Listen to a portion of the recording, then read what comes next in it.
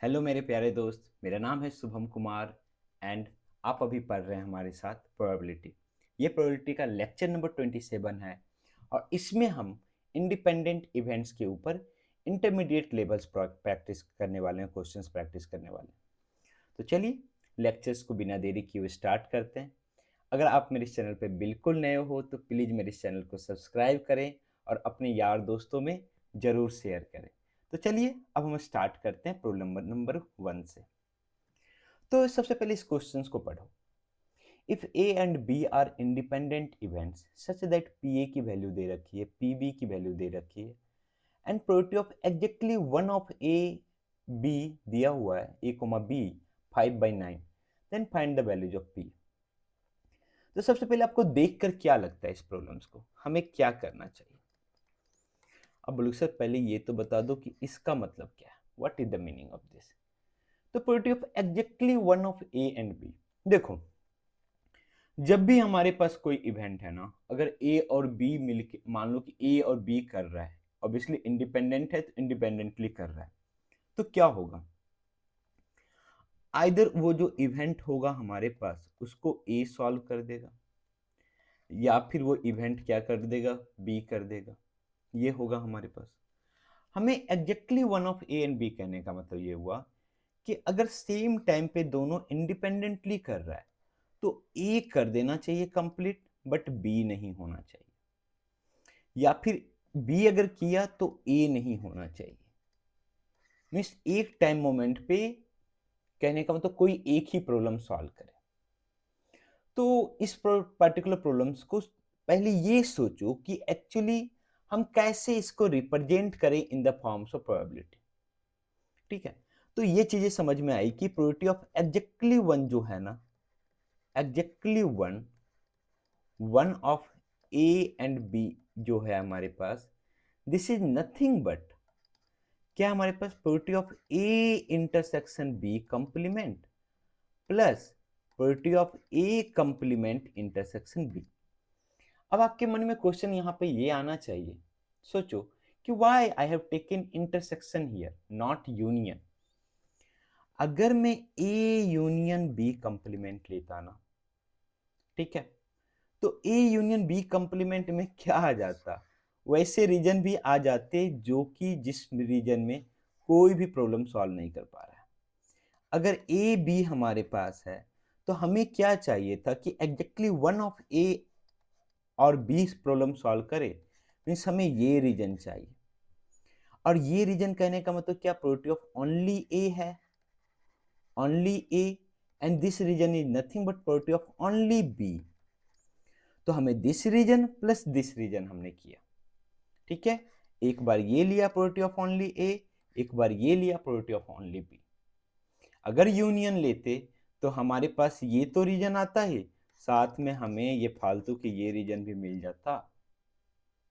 इसलिए हमने यहाँ पे क्या लिया, इंटरसेक्शन लिया। Obviously A will solve the problem and B will not. Similarly A will not solve the problem, B will solve. तो ये हमें चाहिए, तभी एग्जैक्टली वन होगा। यहां पे देख रहे हो कि बस ए काम कर रहा है, ओनली ए, यहां पे बस ओनली बी कर रहा है। तो सिंस हमें पता है कि दिया हुआ है ना A and B are independent events, तो बताओ कि P A intersection B complement क्या हो जाएगा। क्या ए और बी भी, ए एंड बी जब इंडिपेंडेंट इवेंट्स हो तो ए एंड बी कंप्लीमेंट भी इंडिपेंडेंट इवेंट होगा। तो this is nothing but probability of A into probability of B complement plus similarly A complement and B भी independent events हो जाएगा, तो probability of A complement into probability of B.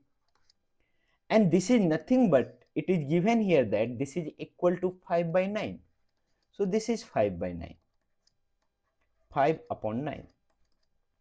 अब बताओ P A की value कितनी दे रखी है, तो स्मॉल पी पुट कर दो। पी बी कितना हो जाएगा, तो अब बोलो सर पी बी दिया हुआ 2p, तो बताओ पी बी कंप्लीमेंट कितना हो जाएगा, 1 minus 2p into 1 minus 2p plus P ए कंप्लीमेंट कितना हो जाएगा, पी ए पी दिया हुआ है तो पी ए कंप्लीमेंट जो होगा 1 माइनस पी हो जाएगा, 1 minus P into P B which is equal to 2p।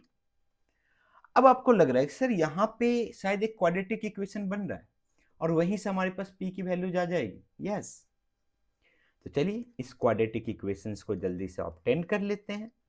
तो यहां से हमारे पास आ जाएगा p minus 2p square plus 2p minus कितना 2p स्क्वायर, ये हमारे पास आ जाएगा। तो हमारे पास कितना हो जाएगा, यहां से चीजें आ जाएगी 5/9 equal to 3p minus 4p square. और अगर इस 9 को हम इधर भेज दें तो हमारे पास आ जाएगा 5 equal to 27p minus 36p square. तो यहां से हमारे पास क्वाड्रेटिक इक्वेशन जो आ गया ना 36p square minus 27p plus 5 equal to 0, this one. अब यहां से p की वैल्यूज निकालनी है, तो ऑब्वियसली चलो ठीक है, इसको फैक्टराइज करके देखते हैं। तो 36 5 जा कितना हो जाएगा 180। 180 को ऐसे लिखो कि उसका सम 27 आ जाए। तो 180 को हम कैसे लिख सकते हैं कि उसका सम 27 आ जाए, सोचो। तो हमारे पास 180 है तो हम क्या क्या सोच सकते हैं, 18 10 तो होगा नहीं, तो हमारे पास 15 एंड 12, 15 12, तो 36p square minus 12p minus 15p plus 5 equal to 0। और यहां से जल्दी से p की वैल्यू निकाल लो। बताओ 12p common, 3p minus 1 minus यहाँ पे कितना, यहाँ पे 5 common, 3p minus 1 equal to 0। तो यहां से हमारे पास आ रहा है 12p minus 5 into 3p minus 1। तो यहां से p की दो वैल्यू जा रही है, 5/12 और 1/3। Since both are less than 1 and greater than 0, तो हमारे पास क्या होगा, दोनों आंसर्स पॉसिबल होंगे। p की वैल्यूज क्या होंगी हमारे पास, 5/12 भी होगी, 1/3 भी होगा। कोई दिक्कत नहीं है हमारे पास, इसमें कोई दिक्कत नहीं है। यस, कोई दिक्कत नहीं, दोनों चीजें हमारे पास क्या कर रही है, सेटिस्फाई कर रही है हमारे पास। ठीक है, चलो। तो अच्छा एक बताओ, p की वैल्यू अगर 5/12 हुआ तो दिस इज 10/12, हाँ कोई दिक्कत नहीं है हमारे पास। चलो, तो नेक्स्ट आगे बढ़ते हैं क्वेश्चन नंबर 2 पे। ये बड़ा ही इंटरेस्टिंग प्रॉब्लम है। इस पर्टिकुलर प्रॉब्लम्स को ध्यान से पढ़ो और ट्राई करो एक बार आप खुद से।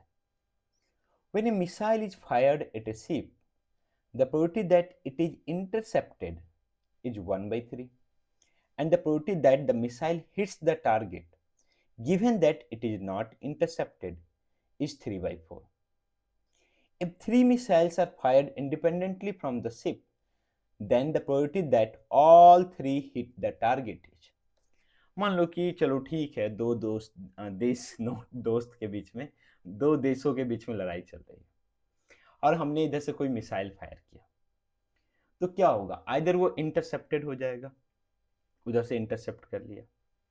अगर इंटरसेप्ट नहीं किया तो भी चांस है कि आइदर वो हिट करे या नहीं करे। बट हमारे पास क्वेश्चंस में क्या क्या इंफॉर्मेशन दे रखी है, पहले वो देखते हैं, फिर आगे सोचेंगे कि क्या करना है। तो हमारे पास क्वेश्चंस में इंफॉर्मेशन दे रखी है कि मिसाइल अगर फायर्ड हुआ तो वो इंटरसेप्टेड हो जाए, कि वो उसको इंटरसेप्ट कर लिया जाए। ठीक है, दैट इज 1/3। नेक्स्ट पढ़ो, the probability that the missile hits the target, वो टारगेट को हिट कर ले, given that it is not intercepted. क्या गिवन है, इट इज नॉट इंटरसेप्टेड, क्या ये कंडीशनल प्रोबेबिलिटीज का स्टेटमेंट है? यस। तो क्या है कि वो हिट कर जाए टारगेट को, given that it is not intercepted, वो इंटरसेप्ट ना हो रहा हो, दैट इज इक्वल टू 3/4।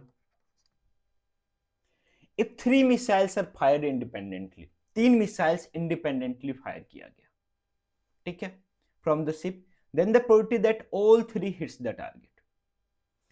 इसका मतलब 3 इवेंट्स हमारे पास इंडिपेंडेंटली हो रहे हैं, लेकिन पहले ये तो पता चले कि जो एक मिसाइल फायर हो रहा है उसकी क्या प्रोबेबिलिटी है कि वो हिट करे टारगेट को। मीन्स हम क्या निकाल रहे हैं कि हमने मिसाइल फायर किया, वो हिट करे टारगेट को, this particular missile hit the target. तो सोचो कि कैसे मिसाइल टारगेट को हिट करेगा। ये मान लो कि हमने टारगेट को छोड़ा, ये मिसाइल हमारे पास जा रहा है, ये मिसाइल हमारे पास इसकी ओर जा रहा है धनाधन। तो क्या होगा, ये अगर इसको इंटरसेप्ट कर लिया तो खत्म, हिट ही नहीं होगा। तो चलो ठीक है, वो इंटरसेप्ट नहीं कर पाया, ये छोड़ा, ये इंटरसेप्ट नहीं हो पाया। अब ये इंटरसेप्ट नहीं हो पाया तो ये इसको जाके हिट करना चाहिए, तभी जाके हिट होगा।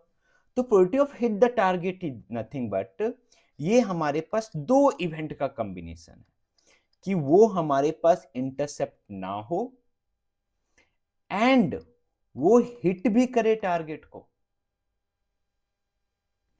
तो अगर हमें ये फाइंड करना है, सिंस ये सीक्वेंशियल इवेंट है ना, सीक्वेंशियल इवेंट, कि पहले वो इंटरसेप्ट ना हो, उससे भी बच जाए, फिर जाके वो हिट भी कर दे, तो पहले उसको क्या होना चाहिए, इंटरसेप्ट नहीं होना चाहिए, फिर जाके वो क्या करे, टारगेट को हिट करे। तो दिस इज नथिंग बट, यहां पे हमें क्या यूज करना पड़ेगा, मल्टीप्लीकेशन थ्योरम, क्योंकि दिस इज सीक्वेंशियल इवेंट। तो हमें क्या चाहिए, probability of this will not intercept the target into probability that this will hit the target given that it is not intercepted. और ये चीजें हमें दे रखी है दोनों चीजें, this is E dash E complement I complement. तो वो इंटरसेप्ट ना हो, तो इंटरसेप्ट होने की प्रोबेबिलिटी 1/3 है, तो इंटरसेप्ट ना होने की प्रोबेबिलिटी कितनी होगी, 2/3। और क्या देख रही है कि वो हिट कर जाए टारगेट को, अगर वो इंटरसेप्ट ना हो, ऑब्वियसली इंटरसेप्ट नहीं होगा तभी वो हिट करेगा।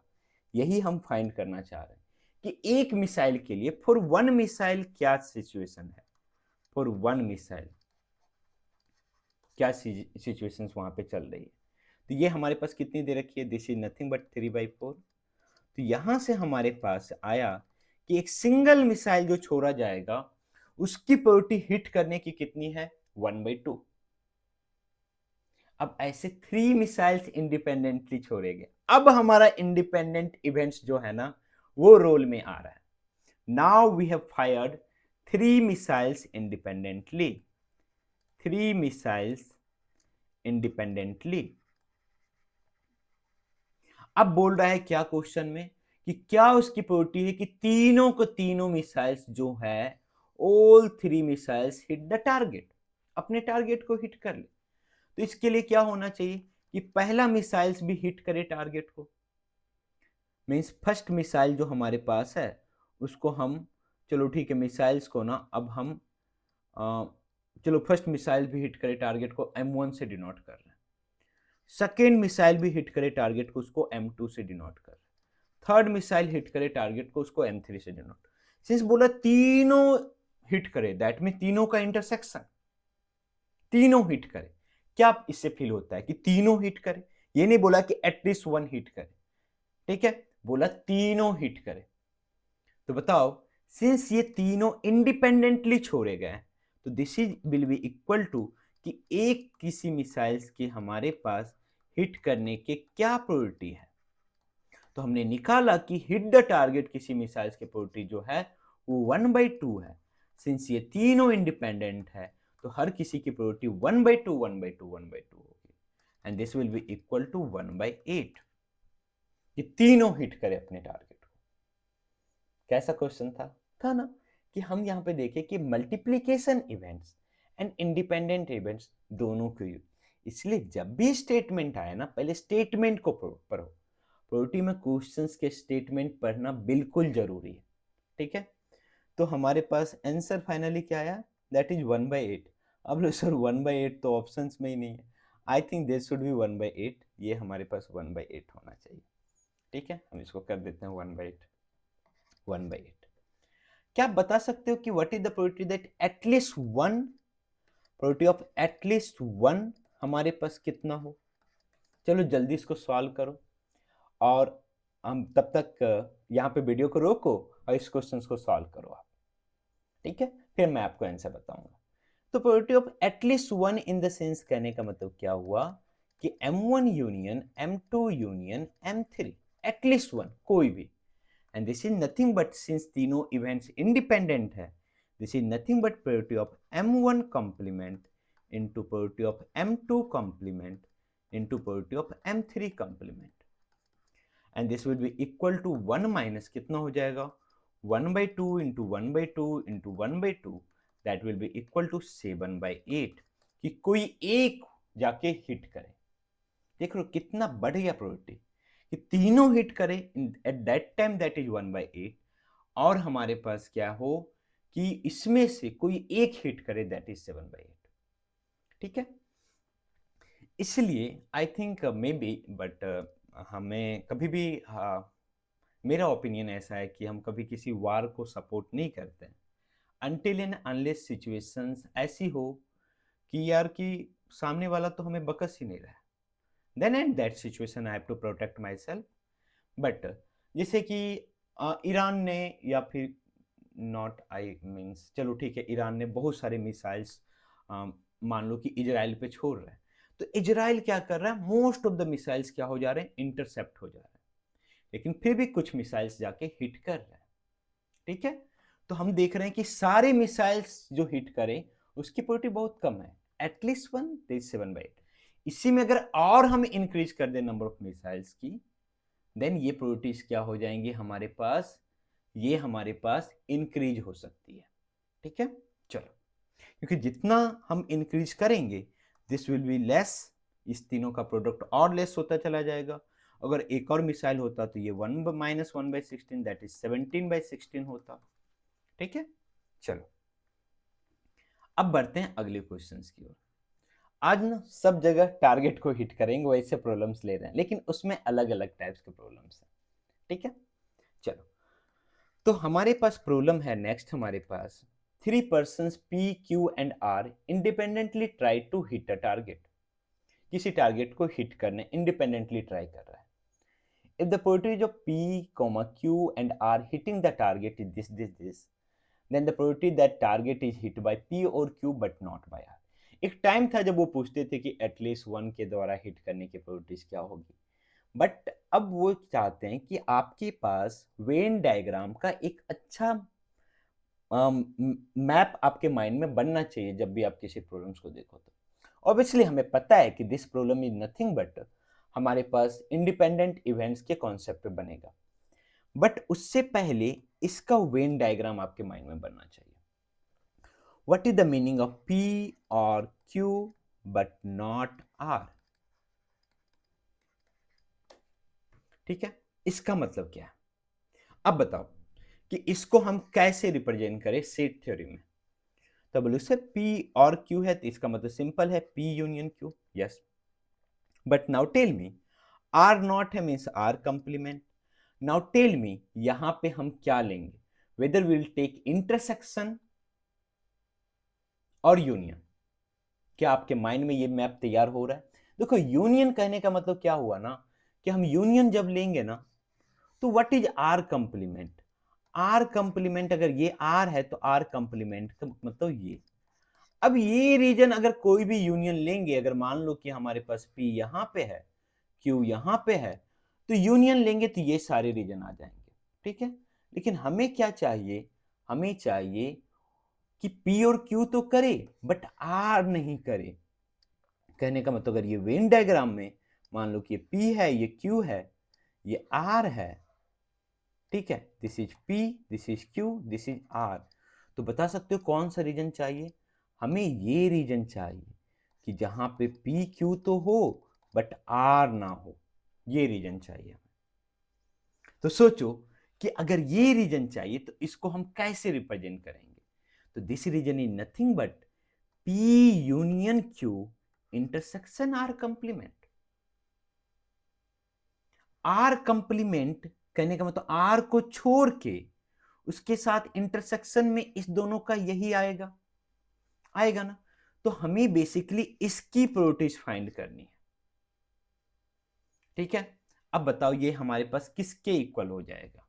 तब बोलो sir this is nothing but equal to probability of, since यहाँ पे इंटरसेक्शन है हमारे पास, तो हमारे पास क्या हो जाएगा, P यूनियन, सॉरी हमारे पास इंटरसेक्शन है तो P intersection R complement union हमारे पास क्या हो जाएगा, Q इंटरसेक्शन R कंप्लीमेंट। ये हमारे पास, अब बताओ कि ये हमें तो पता चल गया कि हमें ये निकालना है। अब हमें ऑब्वियसली यहां पे सोचना पड़ेगा कि कैसे, how will break down this, इसको हम ब्रेक डाउन कैसे करेंगे। ठीक है, तो ध्यान से देखो, P intersection R and Q intersection R obviously union है, तो हमारे माइंड में एक चीज आएगा कि हमारे पास, चलो चेक करते हैं कि whether this two events are mutually exclusive और नॉट। अगर वो भी चीजें नहीं समझ में आ पा रही है कि whether this two events are mutually exclusive और नॉट, तो let's suppose this is A, this is B, तो probability of A union B क्या हो जाएगा हमारे पास, this is nothing but probability of P intersection R complement plus probability of Q intersection R complement minus इस दोनों का intersection, that is A intersection B। तो हमारे पास क्या हो जाएगा, तो हमारे पास आ जाएगा इस दोनों का intersection P intersection R complement intersection Q intersection R complement. ठीक है, और इसी की वैल्यू हमें निकालनी है। तो सिंस हमें पता है कि P Q are independently try कर रहे हैं टारगेट को हिट करने का, तो इंडिपेंडेंट इवेंट्स हैं, तो ये दोनों भी इंडिपेंडेंट होगा। This is nothing but probability of P into probability of R complement plus probability of Q into probability of R complement minus, हमारे पास बताओ इस तीनों का इंटरसेक्शन क्या आएगा, हर जगह इंटरसेक्शन है, तो this is nothing but probability of P intersection R complement intersection Q. ठीक है, यही चीजें बात कर रहे हैं यहाँ पे। तो हमारे पास क्या हो जाएगा, what is the probability of P, P की प्रोबेबिलिटी कितनी है हमारे पास, टारगेट को हिट करे 3/4, 3/4 इनटू आर की प्रोबेबिलिटी कितनी हमारे पास, आर इज द लास्ट, तो आर कंप्लीमेंट लेना है, तो आर कंप्लीमेंट कितना हो जाएगा 5/8 का 3/8 प्लस पी क्यू हमारे पास कितना है 1/2, 1/2 इंटू अगेन आर कंप्लीमेंट 3/8। क्या ये तीनों इवेंट्स भी इंडिपेंडेंट होंगे? यस, हमने लास्ट क्लास में भी बात किया था कि अगर ए बी सी इंडिपेंडेंट हो तो ए बी कंप्लीमेंट सी भी होगा, A B complement C complement भी होगा, ये सारे भी इंडिपेंडेंट इवेंट्स हो जाएंगे। तो यहां से क्या हो जाएगा, तीनों का product, that is probability of P into probability of R complement into probability of Q. Now tell me what is the probability of P, 3/4, what is the probability of r, r complement is nothing but equal to 3/8 into what is the probability of q, 1/2। तो यहां से हम देखेंगे आ रहा है 9/32 plus 3/16 minus 3 3 जा 9, 9/4 8 जा 32 into 264। इसको सॉल्व करो, LCM 64, 18 plus 12 minus 9 which is equal to 21/64। तो हमारा आंसर कितना हो जाएगा 21/64। ठीक है, एक तो ये तरीका हुआ वेन डायग्राम से, हमको लगता है कि ये थोड़ा सा कॉम्प्लिकेटेड कर दिया मैंने आपके लिए, तो थोड़ा सा और दूसरा तरीका सोचो। ठीक है, दूसरा तरीका, हमें क्या चाहिए, हमें चाहिए क्या कि प्रोबेबिलिटी में पी क्यू तो करे बट आर नहीं करे।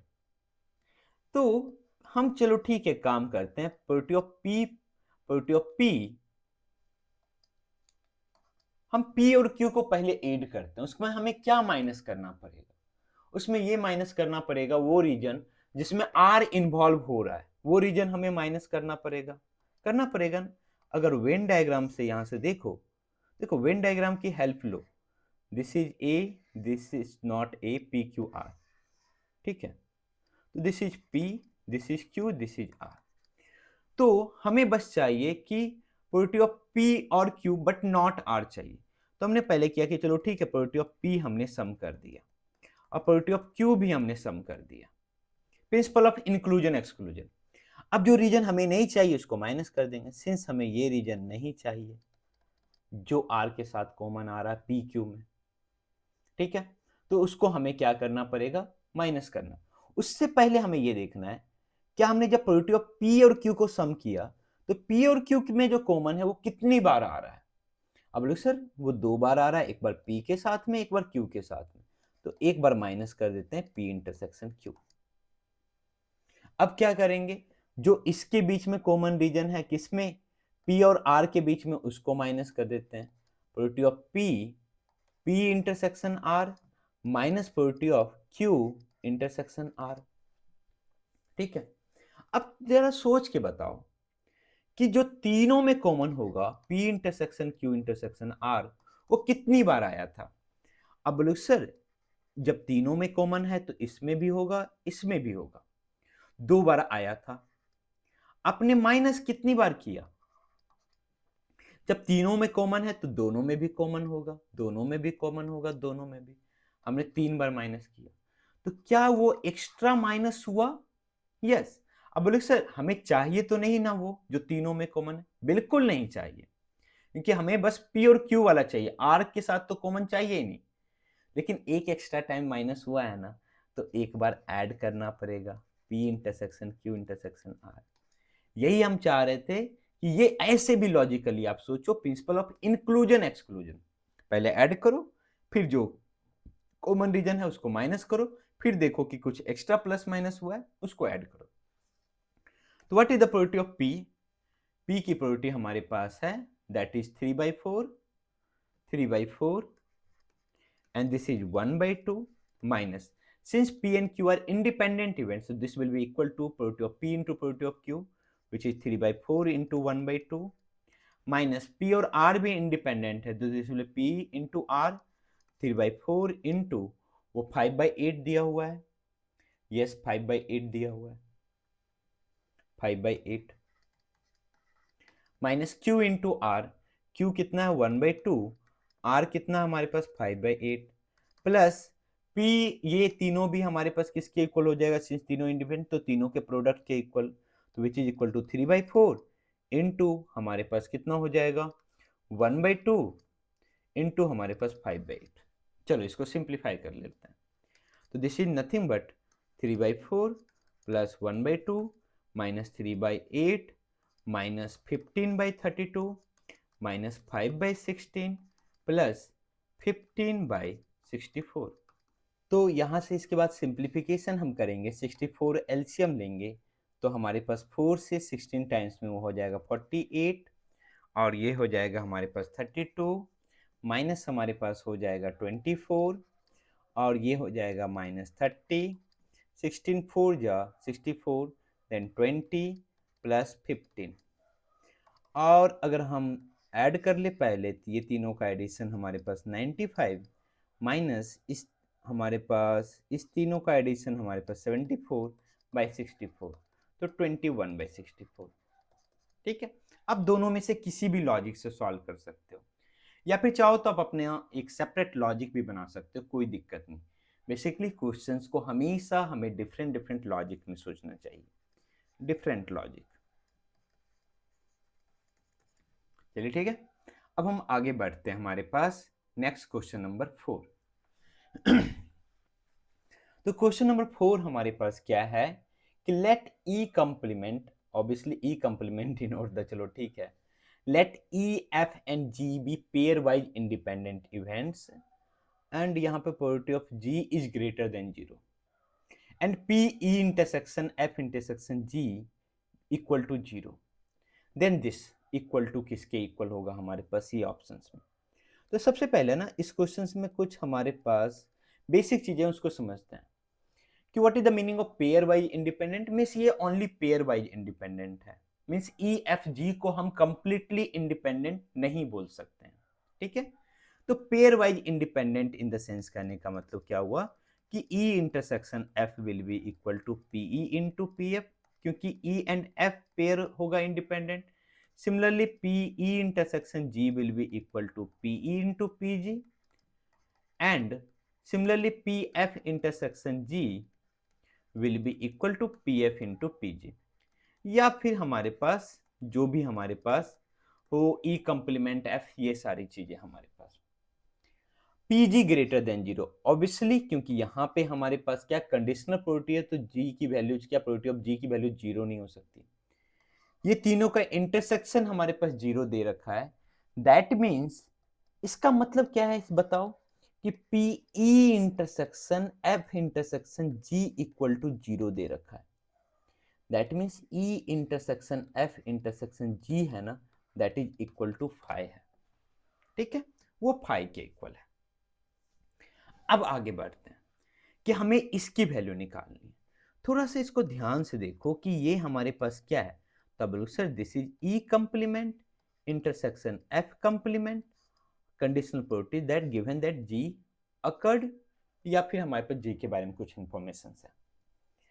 तो ये क्या हमारे पास दिस इज नथिंग बट, अगर ध्यान से देखो तो क्या हमारे पास ये है कि P हमारे पास E यूनियन F इसका कंप्लीमेंट अपॉन G हमारे पास है। यस, हमने जब कंडीशनल प्रोबेबिलिटीज पढ़ रहे थे तो वहां पे हमने पढ़ा था कि P A complement by B this is nothing but 1 minus probability of A complement B, not complement, conditional probabilities B। ठीक है, तो क्या हम इसको लिख सकते हैं कि this is nothing but, this particular things is nothing but equal to 1 minus probability of E union F upon G। ठीक है, ऐसे इसलिए कर रहे हैं क्योंकि थोड़ा सा कॉम्प्लीमेंट देख के आपको भी डर लगता है ना, तो मैं थोड़ा सा उससे दूर हटना चाहता हूं, इसलिए ऐसा कर रहा हूं। ठीक है, अलग लॉजिक भी मैं इस प्रॉब्लम्स के ऊपर बताऊंगा। तो ये हमारे पास क्या हो जाएगा, 1 minus probability of this will be nothing but E union F intersection G upon probability of G। ठीक है, अब बताओ कि हमारे पास आगे हम क्या करें। E union F intersection G, तो बताओ कि 1 माइनस इसको अगर यहां पे ये लाइन खींचना सही नहीं है, अगर यहां पे हम डिस्ट्रीब्यूटिव प्रॉपर्टी लगाए तो that will be equal to probability of E intersection G union हमारे पास क्या हो जाएगा, F इंटरसेक्शन G, ये हमारे पास होगा अपॉन क्या, प्रोबेबिलिटी ऑफ G। तो अब यूनियन में हो चुका है तो ये किसके इक्वल होगा, बोलोगे sir this is nothing but probability of E intersection G plus probability of F intersection G minus हमारे पास क्या हो जाएगा, probability of E intersection G intersection F intersection G। ऐसा तो नहीं लग रहा है कि हम कहां से लिख रहे हैं ये, this is nothing but probability of A union B, this is our A and this is our B upon probability of G। तो क्या हो जाएगा 1 माइनस, ये हमारे पास सिंस ये दोनों इवेंट इंडिपेंडेंट है, पेयर वाइज इंडिपेंडेंट है, तो this will be equal to probability of E into probability of G plus this will be equal to probability of F into probability of G minus ये क्या हमारे पास हर जगह intersection है, तो this is nothing but P E intersection F intersection G, और इसकी वैल्यू किसके इक्वल दे रखी है, 0 की इक्वल दे रखी है अपॉन PG। तो यहां जो चीजें आ रही हैं हम देख रहे हैं कि this is nothing but equal to probability of E plus probability of F, क्योंकि probability of G will be cancel out. तो what is 1 minus probability of E, अच्छा ये तो ब्रैकेट में होगा ना, यस, तो 1 minus probability of E minus probability of F। ठीक है, तो या तो इसका आंसर हमारे पास क्या हो सकता है कि 1 माइनस प्रोबेबिलिटी ऑफ E क्या हो जाएगा, probability of E complement minus probability of F। ठीक है, अगर हम इसको प्रायोरिटी दें तो this will be nothing but probability of F complement minus probability of E। चलिए देखते हैं हमारे पास ऑप्शंस क्या है। तो probability of E complement in minus probability of F, probability of E complement, yes option है हमारे पास, ऑप्शन से क्या ये भी ऑप्शन हमारे पास है ऐसा कुछ, probability of F complement minus P, F complement minus P, तो हमें कहीं नहीं दिख रहा है, नहीं दिख रहा है, तो हमारे पास ऑप्शन सी इज करेक्ट। ठीक है, ऑप्शन सी हमारे पास करेक्ट है। अब अगर आप इसको वेन डायग्राम से देखते हैं ना, तो सिंस हमने क्या बोला कि ए बी सी में कुछ भी कॉमन नहीं है, दैट मीन्स ना वो कुछ ऐसा होगा। थोड़ा सा इसको हम सिलेक्ट करते हैं, सर्कल, ठीक है। थोड़ा सा हम इसको सेलेक्ट करके आपको दिखाते हैं। सेलेक्ट दिस मीन्स ऐसा कुछ है जिससे तीनों के बीच में कुछ कॉमन नहीं है, ठीक है, तीनों के बीच में कुछ भी कॉमन नहीं है, ये हमारे पास है, ठीक है। चलो, तो अब हम आगे बढ़ते हैं क्वेश्चन नंबर 5 की ओर, ठीक है। क्वेश्चन नंबर 5 पढ़ो। 3 persons A, B and C fire at a target in turn. चलो ठीक है। Starting with A, their probabilities of hitting the targets are, means 3 friends हैं, ठीक है, वो फायर कर रहा है किसी टारगेट पे, A से स्टार्ट कर रहा है, ठीक है। The probability of hitting the targets are 0.4, 0.3 and 0.2 respectively. Means उसके प्रोबेबिलिटी ऑफ ए के हिट करने की टारगेट कितनी है, 0.4। प्रोबेबिलिटी ऑफ बी के हिट करने की टारगेट कितनी है, 0.3। प्रोबेबिलिटी ऑफ सी के हिट करने की टारगेट कितनी है, 0.2। The probability of 2 hits means कोई 2 ही हिट करे, ठीक है। मीन्स अगर हम बात करें प्रिसाइजली तो this is 2 hits means exactly 2 hits, means हर बार 3 लोग फायर करेंगे ना ए से स्टार्ट होके, ठीक है, तो 2 ही हिट करे, उससे ज्यादा नहीं। तो सोचो, सबसे पहले इसको सोचो कि क्या होगा हमारे पास। ए से स्टार्ट हुआ, ए अगर हिट कर गया टारगेट मान लो, तो हमारे पास क्या होगा, नेक्स्ट हमारे क्या चाहिए, बी। अगर बी भी हिट करे तो ऑब्वियसली हम चाहेंगे कि सी हिट ना करे, क्योंकि 2 ही हिट करना चाहिए। नेक्स्ट हम बोलेंगे कि ए हिट किया, बी हिट नहीं किया, तो ऑब्वियसली सी को हिट करना पड़ेगा, क्योंकि 2 हिट करना चाहिए, कोई 2 ही। नेक्स्ट अगर हम बात करें कि हमारे पास ऑब्वियसली अब इसके अलावा हमारे पास और कोई ऑप्शंस नहीं है, तो ए अगर हिट नहीं किया तो बाकी के जो दोनों हैं वो हिट करने चाहिए, क्योंकि ए से स्टार्ट हो रहा है, तो इसी सीक्वेंस में हमारे पास चलेंगे। क्या दी, अब खुद सोचो कि 3 पर्सन्स कोई इन्फ्लुएंस, आप भूल जाओ कि मेंटल इन्फ्लुएंस होगा, मान लो ओलंपिक में चल रहा है, कोई हिट कर गया तो हमें उसको इग्नोर करना है, तभी तो मेरा अपना अटेंशन रहेगा गेम पे, है ना।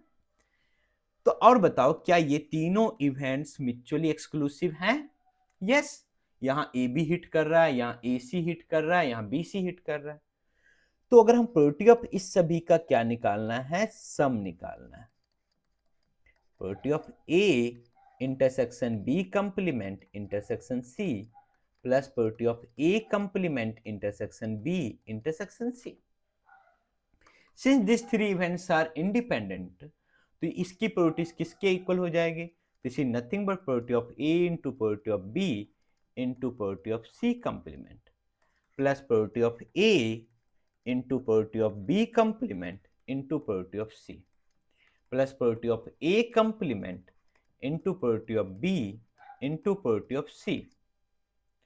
अब बताओ what is the probability of A 0.4, so 0.4 into what is the probability of B is nothing but 0.3, and what is PC complement, तो this is 0.8, तो इसका कंप्लीमेंट कितना हो जाएगा, 0.8। सिमिलरली PA हमारे पास 0.4, PB complement will be 0.7 into PC will be 0.2, PA complement will be 0.6 into PB 0.3 into 0.2। क्या आ जाएगा product हमारे पास, 4 3 जा 12, 12 8 जा 96, 0.096 प्लस 7 4 जा 28, 2 जा 56, 0.056, 6 3 जा 18, 2 जा 36, 0.036। अब तीनों का सम करो तो कितना आ जाएगा, 6 6 6 8, 1 रिमेनिंग, 5 3 8, 8 9 17, 8 अगेन 1 रिमेनिंग, तो 1 0.188। तो आपका फाइनल आंसर कितना आ जाएगा, 0.188। अब अगर आपको ये यहां पे हमारे पास, चलो ठीक है, हमारे पास इससे भी सोच सकते हो कि एग्जैक्टली 2 हिट करे टारगेट को, इसकी प्रोबेबिलिटी क्या होगी। तो अब बोलो sir that is nothing but exactly 2 hit करे या एग्जैक्टली 2 हो, that is nothing but A intersection B plus probability of B intersection C plus probability of A intersection C minus, since हमें एग्जैक्टली 2 हिट चाहिए तो इसमें से जो भी तीनों में हिट होगा, तीनों जहां पे करेगा उसको माइनस कर देंगे, 3 times probability of A intersection B intersection C. तो what is the value of this probability of A into B, PA into PB, PA कितना हमारे पास bhaiya, PA is 0.4 into PB 0.3 plus PB is 0.3 into PC, PC हमारे पास कितना है 0.2, ठीक है, PA 0.4 into PC 0.2 minus 3 into PA PB PC that is 0.4 into 0.3 into 0.2. तो यहां से हमारे पास वैल्यूज कितनी आ जाएगी, 0.12 प्लस 0.06 प्लस 0.08 माइनस हमारे पास 4 3 12, 12 इंटू 2 24 3 72 0.072. यस, ये हमें माइनस करना है. तो इस तीनों का सम कितना आ जाएगा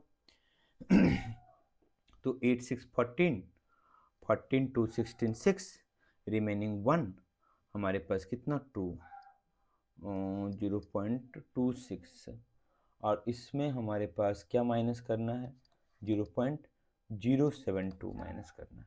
तो 0.260 माइनस 0.072 यहाँ से कितना हो जाएगा 8, यहाँ से 8 और यहाँ से 1 0.188. देख रहे, तो आप ऐसे भी सॉल्व कर सकते हो, कोई दिक्कत नहीं है. That is same as exactly 2. ठीक है, वो सिंस ये बोला था कि स्टार्टिंग विथ ए, तो इसलिए हमने ए से स्टार्ट करके उसी सीक्वेंस में लेना है. हमें पता है कि दिस इज, ये कोई चेंज नहीं होगा अगर ये आगे पीछे होता है. ठीक है, कोई चेंज नहीं होता. मल्टीप्लीकेशंस में A intersection B intersection C nothing but same as A this one this, कोई दिक्कत नहीं हमारे पास. ठीक है, अब हम बढ़ते हैं अगले प्रॉब्लम्स की ओर. प्रॉब्लम नंबर 6 हमारे पास. ठीक है, अगर आपको कुत्तों की शोर सुनाई दे रहे हैं थोड़ा सा, मैं भी कुछ नहीं कर सकता. मैं जाऊं उसको डांटने के लिए तो नहीं जा सकता हूं बाहर. ठीक है, चलो ठीक है. मे बी आई होप कि सुनाई ना दे. ठीक है, बट सुनाई दे रहा है तो इग्नोर कीजिए. ठीक है, मैं आज से 4-5 साल पहले वीडियो बनाया था ना, तो उसमें तो बकरियां बार बोल रही थी, फिर भी हम रिकॉर्ड कर रहे थे और बार बार मैं बकरियों को ऐसे देख रहा था, उसको भाग जा, बट वो सुना ही नहीं. वो मैं की आवाज निकाल रही है. ठीक है, चलो. तो if A B and C are 3 independent events such that probability of A, B, C equal the of P के, then prove that probability of at least 2 of A, B, C occur. At least 2. ठीक है, तो probability देखो इस सभी के लिए ना हमारे पास एडिशन थ्योरम्स बहुत इंपॉर्टेंट है. इसलिए जब हमने एडिशन थ्योरम्स पढ़ाया था ना तो बहुत अच्छे से पढ़ाया था. तो बताओ प्रोबेबिलिटी ऑफ एटलीस्ट 2 अगर नहीं भी है ना तो अभी भी सीखो कि कैसे हम एडिशन सब्ट्रैक्शन के लॉजिक से निकालते हैं. तो एटलीस्ट 2 बोला मीन्स ऐसा पार्ट लेना है जिसमें कम से कम 2 ग्रुप या 2 सेट्स या 2 इवेंट्स इन्वॉल्व हो. मीन्स हमें ये सारे रीजन चाहिए. ये एटलीस्ट 2 वाला रीजन है. एटलीस्ट 2 कहने का मतलब क्या, एग्जैक्टली 2 प्लस एग्जैक्टली 3. तो हमने लास्ट टाइम ही एग्जैक्टली 2 निकाला था. चलो ठीक है, फिर भी निकालते हैं. तो ये जो हमारे पास हो जाएगा this is nothing but P A intersection B plus P B intersection C plus P A intersection C. सिंस हमने ये आंख मूंद के ऐड कर दिया है तो कुछ रीजन ओवरलेप हो गए होंगे, मल्टीपल टाइम्स आ गए होंगे, उसको बाहर निकालना है. तो अगर हम देखें कि हमारे पास इस तीनों में कॉमन रीजन ये हमारे पास ये कितनी बार आया, ये आया हमारे पास 3 टाइम्स. एक बार इसमें, एक बार इसमें, एक बार इसमें. इस तीनों में ओवरलैप रीजन यही है. 3 बार आया. हमें चाहिए क्या, यस हमें चाहिए, क्योंकि एटलीस्ट 2 बोला तो तीनों वाला भी चाहिए. तो हमें 2 बार क्या करना पड़ेगा, माइनस करना पड़ेगा. ठीक है, this is our desired this. तो बताओ क्या हमारे पास पी ए इंटरसेक्शन बी क्या हो जाएगा, since A B C are independent तो this will be equal to P A into P B. this will be equal to PB into PC, and this will be equal to PA into PC minus 2 times of PA into PB into PC। अब इसमें put कर दो, this is क्या हो जाएगा P square, क्योंकि P A भी P, ये भी पी, ये भी पी स्क्वायर, ये भी पी स्क्वायर, तो this will B 3p square minus ये सारे भी पी पी पी, तो 2pq। ठीक है, तो ये हमारे पास क्वेश्चन 6 हमारे पास था। अब इसके बाद हम एक इंटरेस्टिंग प्रॉब्लम यहाँ पे ले रहे हैं, दैट इज स्विच प्रॉब्लम। ठीक है, ये हमारे पास है। थोड़ा सा हम इसको ऊपर कर लेते हैं, यस नाउ इट्स परफेक्ट। हमारे पास बोला टू स्विचेस, क्योंकि हमने जब इंडिपेंडेंट इवेंट्स पढ़ा रहा था तो मैंने बताया था कि कुछ चीजें जो इंडिपेंडेंटली मींस इंडिपेंडेंट हो, ऑब्वियसली लॉजिकली इंडिपेंडेंट हो, तो वो इंडिपेंडेंट इवेंट्स होंगे। Two switches S1 and S2 works independently, obviously independently work कर रहा है।